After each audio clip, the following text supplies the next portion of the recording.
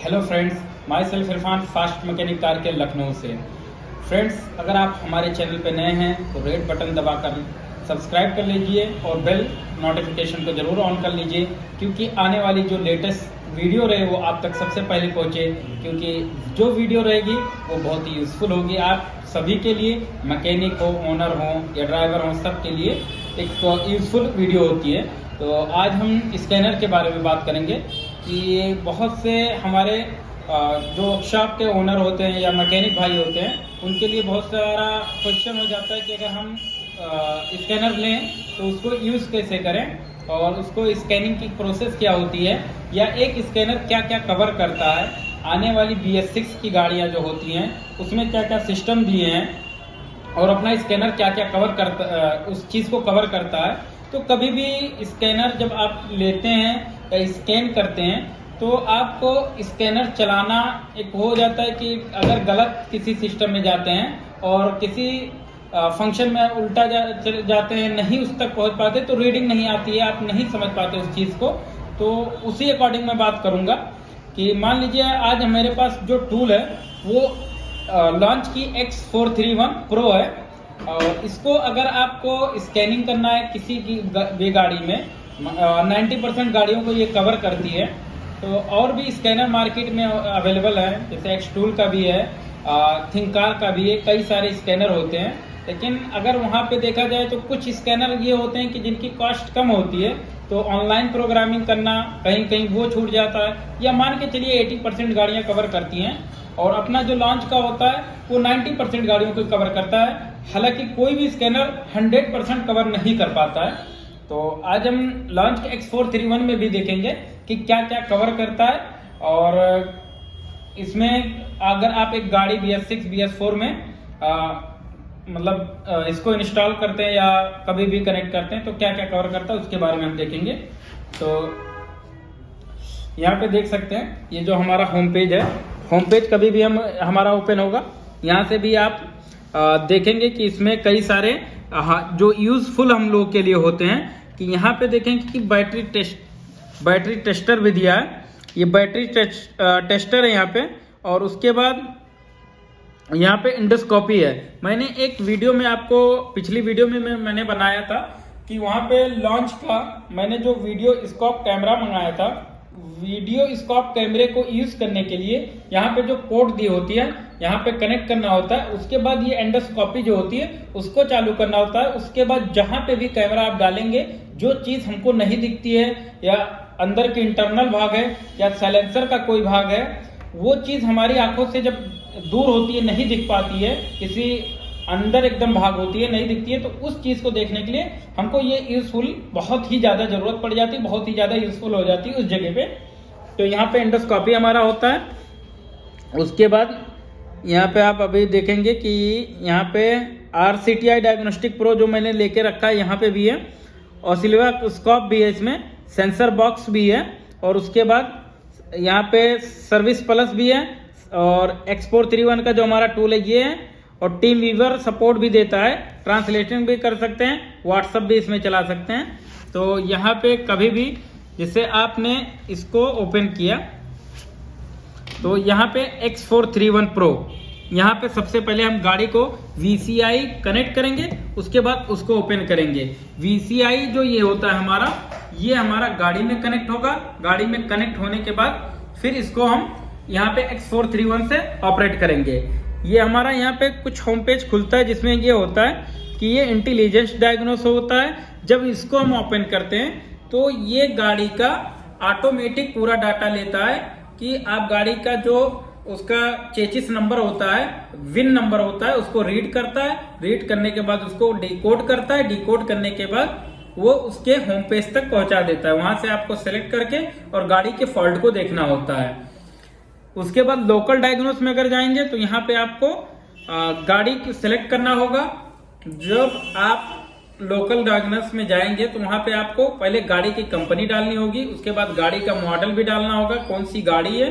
डालने के बाद फिर वहां से आप अंदर एंट्री करेंगे तो आपको सिस्टम स्कैन भी करना है, हेल्थ रिपोर्ट है, और वो सारी चीजें आपको देखनी होगी।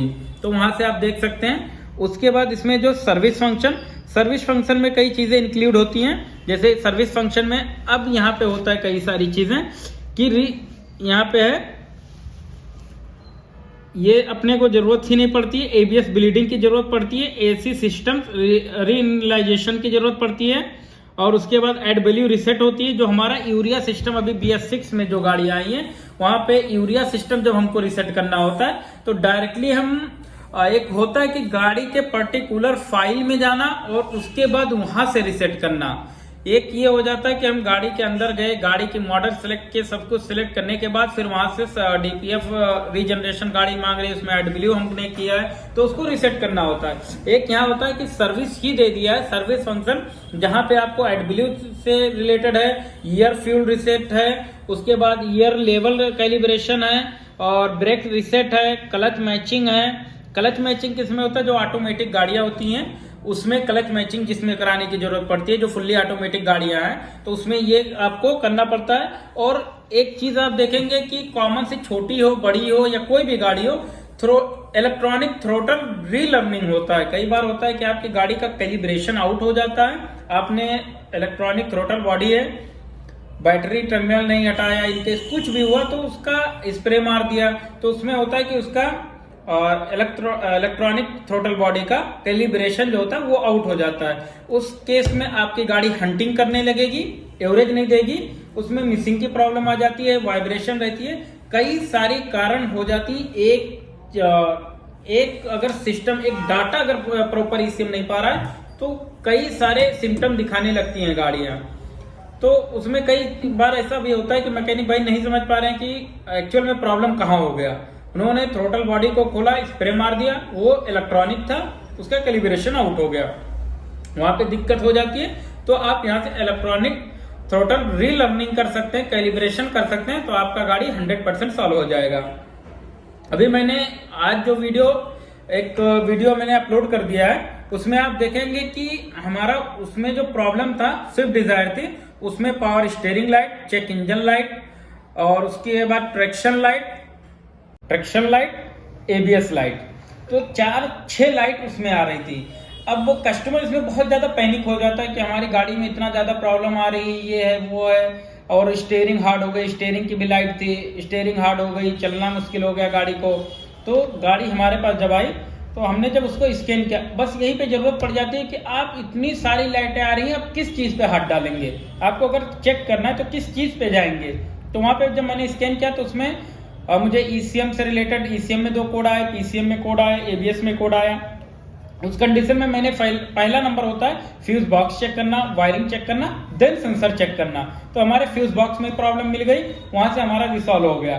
तो स्कैनर इसीलिए बहुत ज्यादा कहीं कहीं जरूरी हो जाता है, जो चेक करने के लिए अपने को इम्पोर्टेंट होती है। और यहाँ पे आप फिर देखेंगे कि यहाँ पे एम्बोलाइजर रिसेट भी दिया, इंजेक्टर कोडिंग दिया है। अब कई बार आप काम करते हैं गाड़ी में, गाड़ी का काम हुआ इंजेक्टर का, अब इंजेक्टर डेल्फी क्या है तो कई बार डेल्फी में भी कोडिंग करनी पड़ती है, लेकिन बॉश का इंजेक्टर है। बॉश का इंजेक्टर होता है क्या, आप वहां से निकाले, जिस सिलेंडर से निकाले उसी सिलेंडर में डाल देते हैं, ठीक है, चल जाता है। कई बार होता है कि आप निकाले दूसरे एक सिलेंडर से, वो पड़ गया 4 सिलेंडर में, या 3 नंबर का 2 नंबर में, थोड़ा उल्टा हो जाता है, तो वहां पे आपको दिक्कत होने लगती है, आपकी गाड़ी मिसिंग करने लगती है। हल्का मिसिंग रहती है, बॉश के उसमें ज्यादा मिसिंग नहीं आती, नॉर्मली मिसिंग आती, जो हंटिंग के तौर पे मालूम पड़ते रहता है। तो कई बार लगता है कि गाड़ी में कुछ प्रॉब्लम कर रही है, तो वहां से आप इंजेक्टर कोडिंग भी कर सकते हैं। अब यहाँ पे आप देखेंगे एक motor angle calibration, NOx sensor reset. NOx sensor अभी जो गाड़ियां आ रही हैं, एनॉक्स सेंसर जिसमें दे रहा है ऑटो सेंसर, उसमें भी रिसेट करना कई बार जरूरी हो रहा है। BS6 में एनॉक्स सेंसर रिसेट करना पड़ रहा है, और ऑयल मेंटेनेंस रिसेट। अब जो गाड़ी आप BS4 में भी बहुत सारी गाड़ियां हैं जिसमें ऑयल मेंटेनेंस, जो ऑयल की लाइट आती थी उसको रिसेट करना होता है। कई बार होता है कि गाड़ी का काम करके दे दिया जाता है, वहां पे रिसेट अगर नहीं किया जाता है तो वो प्रॉब्लम करती रहती है बार बार, कि आपको इंडिकेशन देती रहेगी कि आपकी सर्विस का समय हो गया है, आपने ओवरड्यू दिखाएगा बार बार, और आपने रिसेट नहीं किया तो वो पेंडिंग में चलते चलते काफी लंबा, कस्टमर को याद नहीं रह जाता वो चीज। तो यहाँ से आप रिसेट कर देंगे, और उसमें सेट कर देंगे 10,000 15,000, तो वो उतने उस समय के बाद आपको इंडिकेशन देगी कि आपका गाड़ी सर्विस करने का समय हो गया। ये ठीक है। स्टॉप स्टार्ट रीसेट, जो गाड़ियों में अभी स्टॉप और स्टॉप स्टार्ट की जो सिस्टम दिया है कि गाड़ियां क्लच दबाते हैं, स्टॉप स्टार्ट सिस्टम जिस गाड़ियों में काम करता है, तो उसमें ये चीज कभी कभी रीसेट करने की जरूरत पड़ रही है। उस चीज में वो भी हो रहा है। जिस गाड़ियां जो बहुत ही अभी BS6 गाड़ियों में जो लग्जरी गाड़ियां है उसमें विंडो कैलिब्रेशन भी करना पड़ता है, तो विंडो कैलिब्रेशन पे भी यहाँ हमारा कवर हो जा रहा है। स्टीयरिंग एंगल रीसेट, सबसे बड़ी चीज अभी देखेंगे कि आप हुंडई की गाड़ियां ले लीजिए। मेरा हुंडई के भी गाड़ी पे एक वीडियो पड़ा हुआ है, लग्जरी गाड़ी मर्सिडीज के भी एक वीडियो पड़ा हुआ है स्टीयरिंग एंगल रीसेट के बारे में। गाड़ी मैंने मर्सिडीज उस समय ली थी, मर्सिडीज पे एक वीडियो मैंने बनाया था कि आप उस गाड़ी को जब रोड पे निकालेंगे तो वो सीधा चलने के बजाय बार बार क्रॉस होती जा रही थी, भागती जा रही थी। अलाइनमेंट कराया गया, गाड़ी का स्टीयरिंग रैक का काम कराया गया, कई सारी चीजें की गई, बट ये प्रॉब्लम सॉल्व नहीं हुई। क्लॉक स्प्रिंग बताया गया खराब है, कई सारी दिक्कतें बताई गई, लेकिन एक्चुअल में जब स्कैन किया गया और स्कैनिंग करने के बाद उस चीज को मैंने देखा तो उसमें स्टीयरिंग एंगल जो था वो आउट था। स्टीयरिंग एंगल रिसेट करने के बाद ये हमारा सॉल्व हो गया था, उस वीडियो में भी आप देख सकते हैं। तो स्टीयरिंग एंगल रिसेट करना बहुत ही ज्यादा जरूरी होता है। आप छोटी गाड़ी भी देख सकते हैं, छोटी से छोटी गाड़ियों में भी है और लग्जरी गाड़ियों में भी है, तो स्टीयरिंग एंगल रिसेट ये सबसे ज्यादा यूजफुल हो जाती है। हालांकि यहाँ पे आपकी जितनी सर्विस फंक्शन दी है, आप किसी भी गाड़ी में अगर किसी गाड़ी का सर्च कर रहे हैं वहां पे भी एक स्पेशल फंक्शन आता है। स्पेशल फंक्शन में अगर आप जाते हैं तो वहां से आपका भी सर्च कर सकते हैं, पूरा वहां उसका भी डाटा मिल जाएगा। और सर्विस फंक्शन में आएंगे तो डायरेक्ट जिस चीज पे आप काम करना चाहते हैं उस पे भी काम करके डायरेक्टली क्लियर कर सकते हैं, वो 100% आपका वर्क कर जाएगा। जो गाड़ियों में बैटरी मैचिंग करने की जरूरत पड़ती है वहां पे बैटरी मैचिंग भी हो जाती है। तो यहाँ पे आप ये पूरा सिस्टम देख सकते हैं कि जो हमारा सर्विस से रिलेटेड है वो भी हो जा रहा है। और एक अब गाड़ी जो BS6 आई है, सबसे ज्यादा जरूरी उसमें होता है DPF रीजनरेशन, यानी diesel particular filter. DPF regeneration करना बहुत ही ज्यादा जरूरी हो गया है, क्योंकि जो गाड़ियां आ रही हैं उसमें तो ऑटोमेटिक दिया है कि ऑटोमेटिक रीजनरेशन ले लेती है, लेकिन कई बार होता क्या है कि ऑटोमेटिक जब रीजनरेशन नहीं लेती है गाड़ी तो उसमें शूट मास वैल्यू जो होता है, जिसको नॉर्मली होना चाहिए 2.72, जो कि हायर देन पहुंच जाता है 22.60, 22.30 मैक्सिमम पहुंच जाता है। तो वहां पे गाड़ियां फिर आपकी पिकअप डाउन कर देती हैं, DPF की लाइट आ जाती है और गाड़ी आपकी रनिंग नहीं होती है। उसकी एक स्पीड लिमिट सेट हो जाती है जो 20 से 30 की स्पीड में फिर चलने लगती है। DPF रीजनरेशन करना उसके लिए बहुत ही यूजफुल हो जाता है ये टूल अपना, कि DPF रीजनरेशन करने के लिए आप इसको यूज कर सकते हैं। कई चीज में आप देखेंगे कि DPF रीजनरेशन करने के लिए कुछ लिक्विड भी आई है, उस पर भी हालांकि मैं एक वीडियो बना दूंगा कि DPF रीजनरेशन जो करना है उससे पहले कई बार होता है कि बहुत ही ज्यादा जब चोक हो जाती है, जो हमारा साइलेंसर होता है उसमें जो जाली दी होती है DPF की, DPF रीजनरेशन की जो जाली अंदर दी होती है, जिसमें जाके जो यहाँ एनॉक्स गैसेस निकलती हैं वो जाके जिसमें कलेक्ट होती हैं, और कलेक्ट होने के बाद उसी में DPF रीजनरेशन पे एक हाई टेम्परेचर पे आधे घंटे तक की गाड़ी हाई टेम्परेचर पे जब चलती है तो वो चीज को जला के खत्म कर देती है, और हमारा जो उसमें गैसेस रहते हैं हार्मफुल गैसेस वो खत्म होते हैं। तो गाड़ी जब वो चीज नहीं कर पाती, चोक हो जाती है, तो उसको खोलने के बाद उसकी जो लिक्विड आती है उस लिक्विड से क्लीन करना होता है। क्लीन करने के बाद उसको वापस लगाइए, और लगाने के बाद फिर आप DPF रीजनरेशन करिए, आपका गाड़ी फिर ओके हो सकती है। तो उस चीज पे भी हम इस पे बात देख लेंगे यहाँ पे स्पेशल फंक्शन में, और उसके बाद यहाँ से निकलेंगे। अब यहाँ पे हमारा जो TPMS है, जो टायर प्रेशर सेंसर है, वहां पे भी आप देख सकते हैं कि TPMS सेंसर पे भी इस पे काम कर सकते हैं, और सॉफ्टवेयर अपडेट से यहाँ हमेशा आते ही रहता है। रिमोट डायग्नोसिस भी आप किसी आपके फ्रेंड है नहीं जानते तो वहां पे रिमोट डायग्नोसिस भी देख के और वहां से देख सकते हैं। एक चीज यहाँ पे और होती है कि आप डायग्नोस हिस्ट्री भी देख सकते हैं। डायग्नोस हिस्ट्री जब कभी भी आप चालू करेंगे तो यहाँ पे देखिए मैंने जो गाड़ियां अभी इस महीने में 9 गाड़ियाँ, इसमें 14 गाड़ियाँ, इसमें 24 गाड़ियाँ, इसमें 54 गाड़ियाँ, इसमें 36 गाड़ियाँ, इसमें 30 गाड़ी, इसमें 27 गाड़ी, इसमें 33 गाड़ी, इसमें 24 गाड़ी, इसमें 17 गाड़ी। जो महीने में जो गाड़ी हमारी स्कैनिंग हो रही है वो पूरा हम यहाँ डाटा देख सकते हैं। हालांकि आज ही मेरा रिसेंटली है कि मैंने मारुति की गाड़ी को स्कैन किया है। अब यहाँ पे मैं चेक कर सकता हूँ मारुति की गाड़ी में, देख सकते हैं आपकी जो फॉल्ट दिखा रहा था, मैंने हालांकि उस पर आपको बताया भी कि एक फ्यूज जाने की वजह से हमारा ये स्कैनर इतना सारा फॉल्ट दिखाया कि इस चीज पे आपको काम करना होगा। लेकिन कभी भी आप ये देखिए कि 2024 मॉडल की गाड़ी थी, अभी 8 महीना हुआ था और उसमें इतनी सारी दिक्कत दिखा रही थी। तो ये पॉसिबल नहीं है कि एक ही साथ गाड़ी में इतनी, एक पुरानी गाड़ी भी होती है तो उसमें समझ में आता है कि यहाँ कहीं वायरिंग कुछ इशू हुआ हो तो उसमें हो सकता है। लेकिन 2024 की अभी 8 महीने की पुरानी गाड़ी, उसमें इतनी सारी फॉल्ट आई तो मुझे एक पहले गाड़ी देखा तो लगा कि हाँ या तो कुछ वायरिंग की इशू होगी या फ्यूज की इशू होगी। तो इसमें जो मुझे मिला वो फ्यूज का इशू मिला, जो कि यहाँ से रिजॉल्व हो गया। और यहाँ पे फोर्ड की भी देख सकते हैं, हुंडई की भी है, मर्सिडीज बेंज है, हुंडई है, फोर्ड है, मर्सिडीज बेंज है, मर्सिडीज बेंज है, ये भी मर्सिडीज बेंज है। यहाँ पे सारी गाड़ियों का आप डाटा भी देख सकते हैं, क्विक एक्सेस लेके, और किसी को व्हाट्सएप पे पीडीएफ भी भेज सकते हैं। उसके बाद यहाँ पे और क्या सिस्टम दिया है, यहाँ पे फीडबैक है, एडास सिस्टम है। जो गाड़ियों में अभी एडास सिस्टम आ रही है वो एडास सिस्टम कैलिब्रेशन भी यहाँ पे दे दिया गया है। आप एडास सिस्टम जो गाड़ियों में BS6 में अभी लग रही है या जो लग्जरी बनाने की कोशिश कर रहे हैं उसमें ये सिस्टम आ रहा है, तो उसमें एडास सिस्टम भी आप कवर कर सकते हैं। व्हीकल कवरेज का दिया है, इन्फो सेंटर दिया है, यूजर इन्फो है, अदर मॉडल का है। यहाँ पे लोकल डायग्नोस में अगर आप जाएंगे तो लोकल डायग्नोस में सारी चीजें आपको यहाँ पे कवर करने को मिल जाएगी।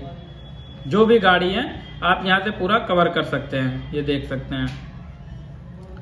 तो स्कैनर से रिलेटेड कोई भी आपको क्वेरी हो आप डायरेक्टली फोन भी कर सकते हैं, हमारा वहाँ पे नंबर मेंशन रहेगा, आप मुझे वहाँ पे कमेंट भी कर सकते हैं। और उसके बाद मैं जो भी गाड़ियों की स्कैनिंग करूंगा या स्कैनर को चलाने का जो प्रोसेस है किसी भी गाड़ी में लगाऊंगा तो उसका मैं आपको प्रोसेस हर एक वीडियो स्टेप बाय स्टेप देते रहूंगा। और अब जो है लाइव भी मैं आऊंगा, लाइव में आपको जो भी आपका Q&A रहेगा, अब जो क्वेश्चन आंसर जो आपका रहेगा वहाँ पे आप पूछ सकते हैं, हर एक चीज का सोल्यूशन मैं बता दूंगा। मेरे वीडियो को जरूर लाइक एंड सब्सक्राइब जरूर कर लीजिए और चैनल को सब्सक्राइब जरूर करिए, बिकॉज यहाँ पे आप ओनर हैं, ड्राइवर हैं या मैकेनिक हैं, सबके लिए यूजफुल हो जाते हैं, क्योंकि नॉलेज होना बहुत ही ज्यादा जरूरी है हर एक सेक्टर से रिलेटेड। चलिए फिर मिलते हैं नेक्स्ट वीडियो में।